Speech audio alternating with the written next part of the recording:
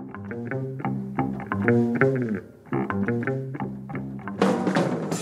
bien fait ça. Dans les 7 mètres, Martial y tire.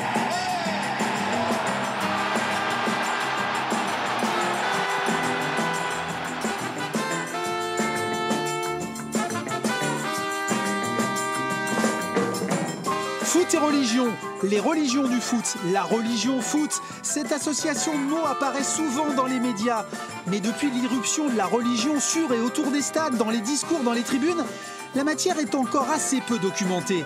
Dès lors, à l'occasion de la venue du pape, François, qui est très attaché à la représentation populaire du foot, pourquoi ne pas tenter un pas de côté et interroger des universitaires reconnus en l'espèce ?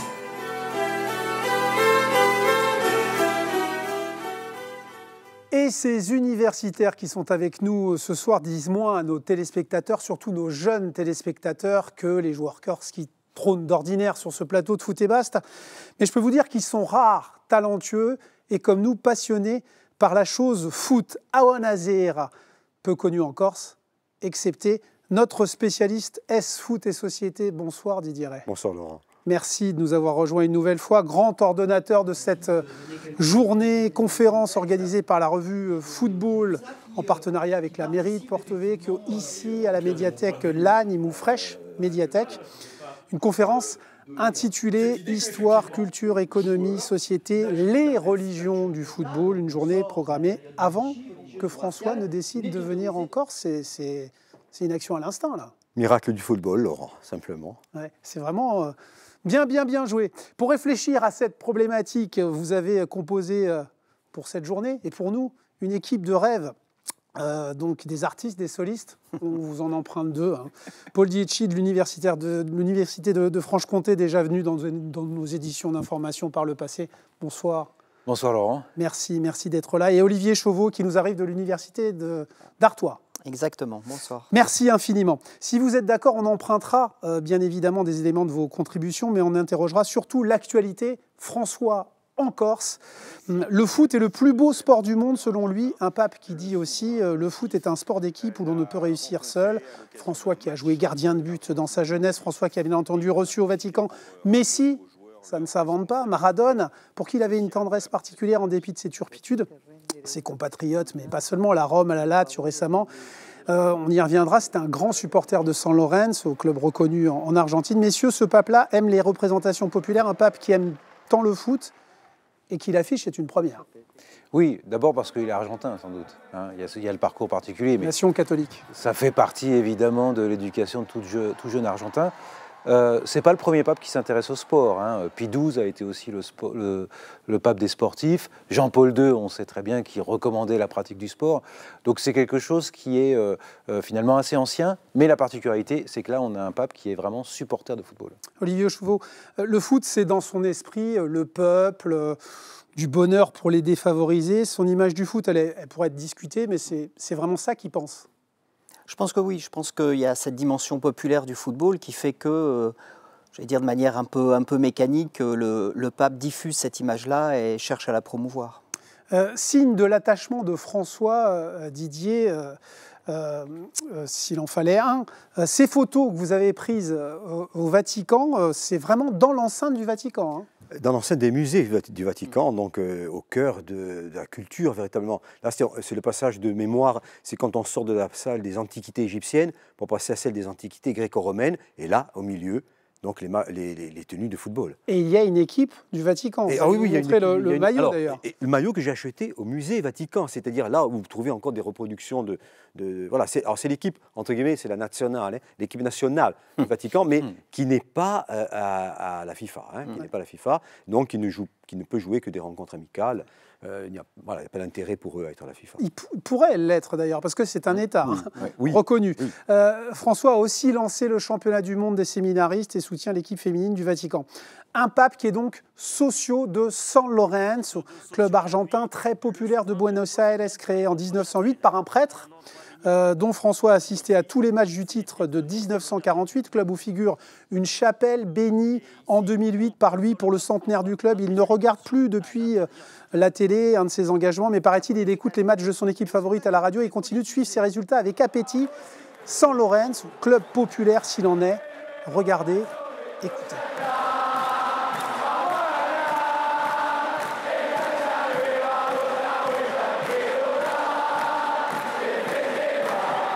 C'est un club très politique que San Lorenzo, traversé par des divergences parfois. Les dirigeants disent qu'au-delà de leurs joueurs, c'est peut-être François qui réunit tout le monde. C'est peut-être le ciment de San Lorenzo. C'est unique quand même. Oui, oui, certainement, parce que... Alors, il y a des évêques, par exemple, en Hongrie, qui créent des académies, des clubs de football, donc il y a quand même des engagements. Mais là, c'est quelque chose, finalement, d'unique. Et c'est une personnalité qui est aussi consensuelle, dans le sens où c'est un pape, quand même, qui est social. Donc ça rencontre évidemment, ça rencontre aussi ce côté populaire.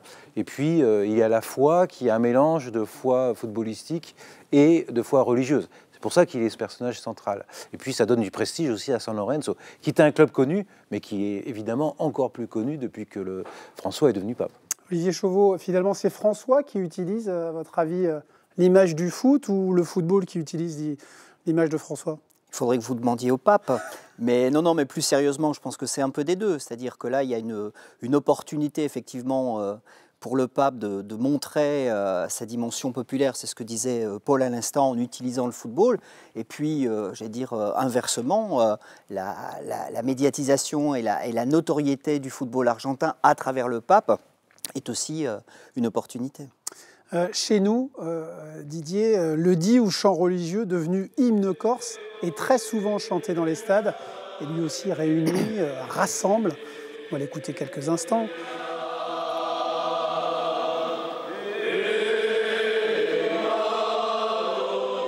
Il est souvent écouté cet hymne, ce chant religieux, religieusement, si je puis dire. Là, on recoupe un petit peu la problématique de Christian Monberger. Est-ce que le stade est une enceinte religieuse? Est-ce que le foot est un rituel religieux? Ah oui, tout à fait. Là, des choses très fortes ont été écrites, notamment, comme vous le dites, par Christian Monberger. Ensuite, le duo Issel Régine est là, aspect identitaire. Alors c'est vrai qu'il peut muter ces dernières années, retrouver en quelque sorte ce qui a été son origine, un chant religieux. Donc on est dans une sorte de flou, une période un peu instable à l'heure actuelle, où ce Dio qui était devenu purement, on va le dire, identitaire, c'est-à-dire servait à marquer cette identité corse, aujourd'hui semble glisser vers le religieux, et donc c'est autre chose. C'est une sorte de retour en fait au religieux dans le stade qu'il avait peu occupé en fait, très peu occupé en Corse. Encore une des manifestations de la religiosité dans nos stades insulaires, c'est Monseigneur Boussillot qui bénit les enceintes, qui donne des coups d'envoi. C'est assez rare en France. D'ailleurs, Olivier Chauveau, vous avez contribué lors de cette journée à étudier ça, à interroger ça. En théorie, il y a un principe de neutralité religieuse. Absolument. C'est interdit tout ça, normalement. Ah, mais c'est complètement interdit. Je veux dire, il y a des textes fédéraux, il y a les textes de la Ligue de football professionnel qui interdisent toute forme de manifestation politique, religieuse, syndicale dans l'enceinte des stades. Mais c'est toléré. Alors là, on est, je vais le dire de manière un peu pudique, on est dans la stratégie de l'accommodement. Ouais, on s'accommode. Voilà, on s'accommode, on fait avec, parce que ça serait un peu difficile, effectivement, d'interdire à une autorité spirituelle et religieuse de donner un coup d'envoi fictif lors d'un match. Alors, quand on pense foot et religion en Corse, on pense à l'abbé Stra, quand même, qui chez nous est une figure. Il officie en Castagnic, dans son église, parfois aussi dans le Niolo, mais surtout au stade, avec, on s'en souvient, beaucoup de passion. Il n'y a pas de patronage en Corse, d'équipe de patronage, mais il y en avait ailleurs en France. Ça a quasiment disparu. C'est fini le curé qui va au stade, qui supporte l'équipe? Alors, ça peut exister encore, d'autant qu'en France, il y a beaucoup de curés qui viennent d'Afrique. Et c'est aussi une autre passion pour le football, l'Afrique. C'est vrai que les fédérations qui étaient d'origine catholique, elles ont eu tendance à se laïciser. Notamment en France, il y avait la Fédération des patronages de France, qui a joué un très grand rôle dans le développement du foot. Quelqu'un comme aussi, oui, tout à fait. Quelqu'un comme Jules Rimet, Henri Delaunay venait du catholicisme social. Donc c'était évidemment important. En Italie, le football amateur, on appelle ça il calcio d'oratorio. Donc le football de paroisse, c'est peut-être un peu plus fort encore en Italie, où il y a souvent ces terrains de calcetto près des paroisses. Donc ça perdure. En fait. Voilà, ça perdure un petit peu, mais dans des sociétés quand même qui se sécularisent, sont de plus en plus laïcisées, ce lien, il est moins fort, même si le curé du village peut être présent, mais comme tout autre citoyen, finalement, lors d'une rencontre importante du village. Là encore, Didier Ray, c'est assez peu documenté chez nous, les liens entre le foot et la religion. Vous en avez fait état tout à l'heure lors de cette conférence. Vous avez retrouvé quelques bribes comme ça de manifestations ostentatoires, per sempre Christiani dans les tribunes, du côté des supporters du Gazélec. Voilà, ce sont de vieilles banderoles, donc là aussi il faut être très prudent. C'est des choses qui étaient totalement absentes du stade. Pendant les années 60-70, il n'y avait aucune manifestation, enfin aucune banderole religieuse à caractère religieux. C'est quelque chose de nouveau qui peut être instrumentalisé. Après, encore une fois, il faut être très prudent. On n'a pas de chiffres, on n'a rien, il n'y a pas d'enquête. Donc ça existe, il faut le savoir. Où ça peut mener, pour l'instant on ne peut rien dire. Mais c'est vrai que c'est quelque chose d'assez nouveau de ce point de vue. Après, il y a pas mal de joueurs qui se signent, les joueurs corses. Il y a assez peu de manifestations des musulmans. Il y en a aussi. Dans les clubs corses. Il y en a aussi. Marc Début, oui. Oui, il y en a. Même à Foriane, j'en ai vu. Hein. D'accord. D'accord. Mais c'est quand même un peu plus rare. Hein. Un peu plus rare. On le note. On va essayer de dézoomer un petit peu. Partout dans le monde du foot, les gestes religieux sur les terrains sont de plus en plus nombreux, de plus en plus ostentatoires. Vous avez documenté ça, Olivier Chauveau.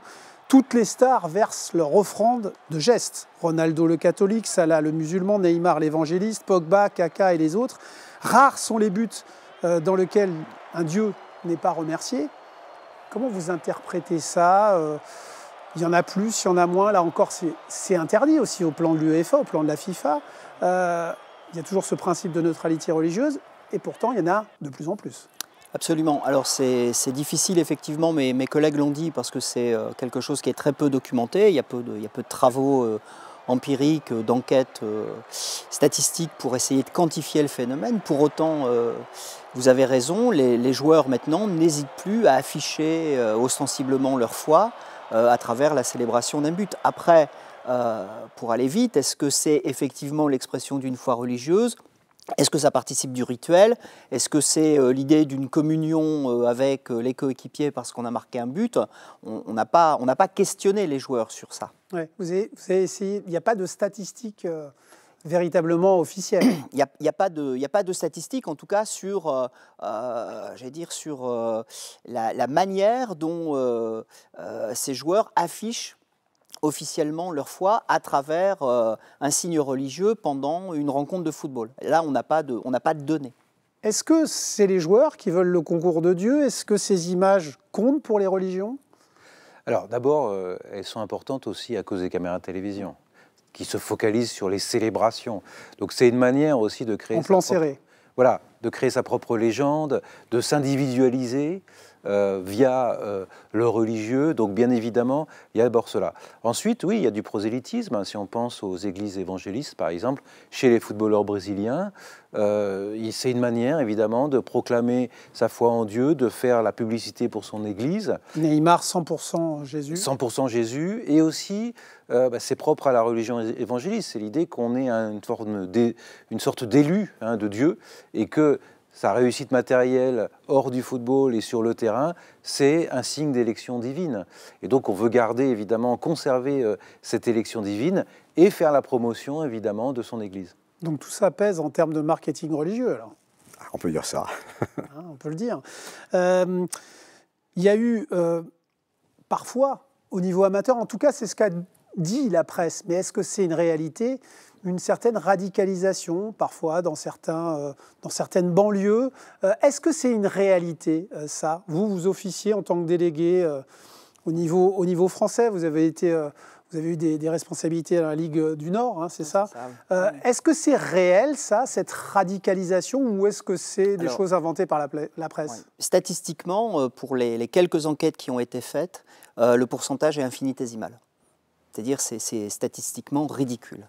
Après, pour aller dans le sens de ce que vous dites, on est dans le registre du fantasme, c'est-à-dire qu'on met en scène, effectivement, on médiatise, Paul en parlait tout à l'heure, des situations qui se produisent, mais au cas particulier. Donc on est là, pour le coup, dans une sorte d'ouï-dire, de fantasme. Je ne peux pas dire autre chose. Malheureusement, le foot ne fait pas que réunir, il est aussi le théâtre de l'opposition entre les religions. On l'a vu récemment avec les incidents d'Amsterdam, les graves incidents début novembre, en marge du match entre l'Ajax et le Maccabi Tel Aviv, qui ont suscité une indignation internationale, des incidents sur une terre où les Juifs ont été largement déportés, dans la ville d'Anne Frank quand même. Image grave, image déplorable, image qui nous plonge, nous, amoureux du foot, dans le désespoir. Mais est-ce que le foot peut réussir là où les sociétés échouent, Didier Rey ?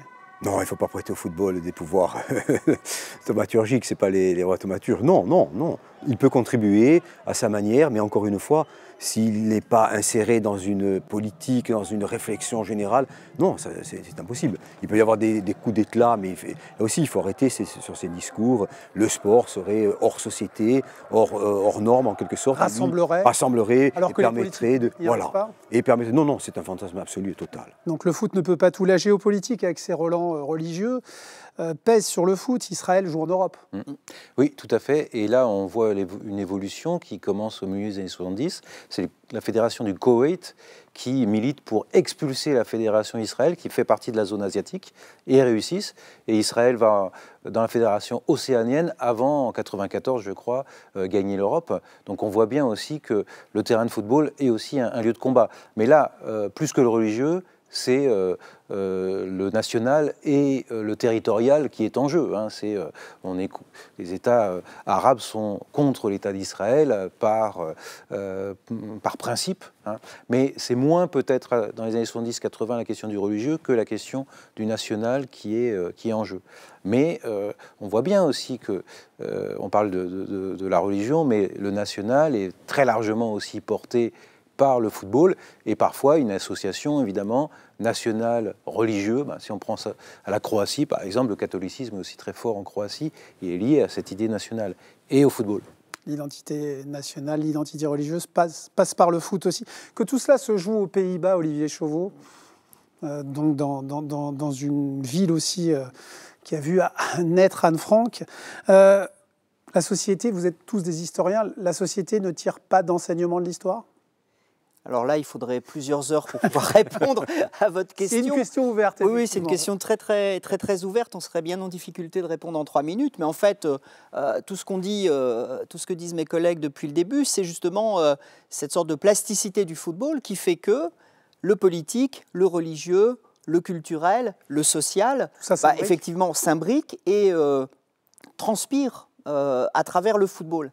Et on en demande, mais c'est ce que Didier disait à l'instant, on en demande beaucoup au football, tout comme on en demande beaucoup à l'institution scolaire.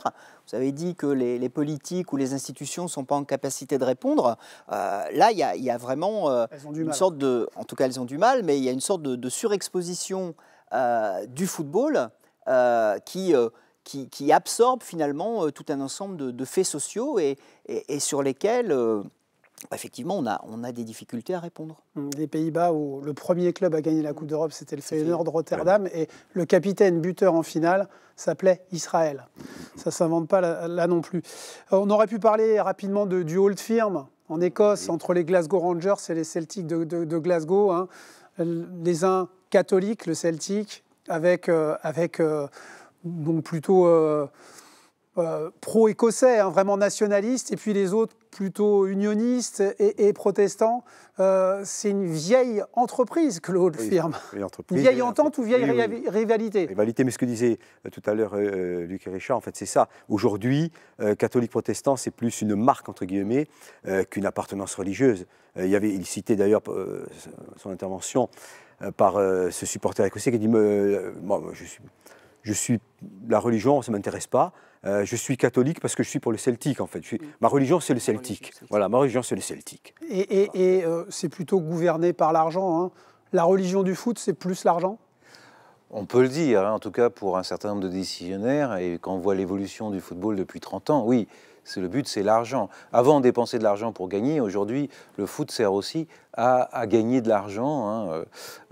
Mais malgré tout, il y a quand même cette passion qui reste, hein, qui fait que, eh bien, on s'engage dans le football, on veut être vu, notamment pour les dirigeants. Donc,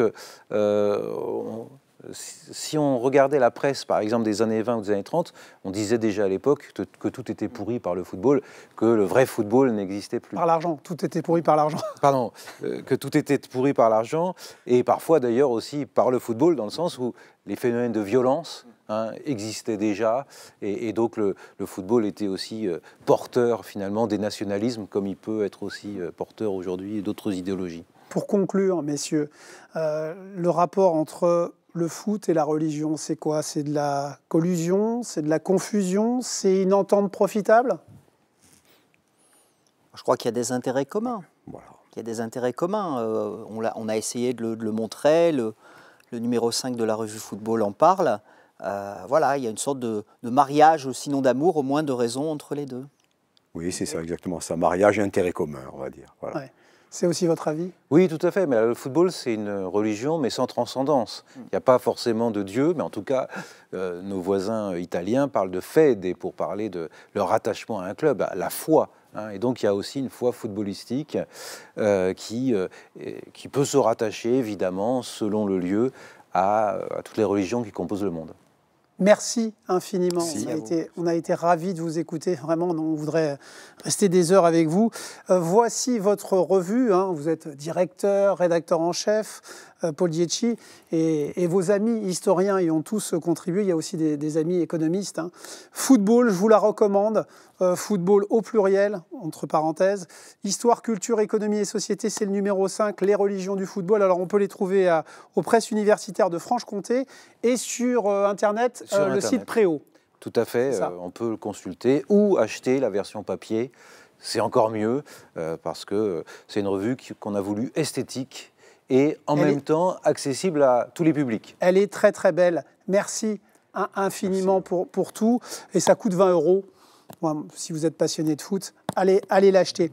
Merci encore une fois. Merci beaucoup. Merci à toutes les équipes qui m'ont aidé à préparer cette émission. Elles étaient coachées ce soir par Paul Lugiani. Bonsoir à tous. Coup de sifflet final.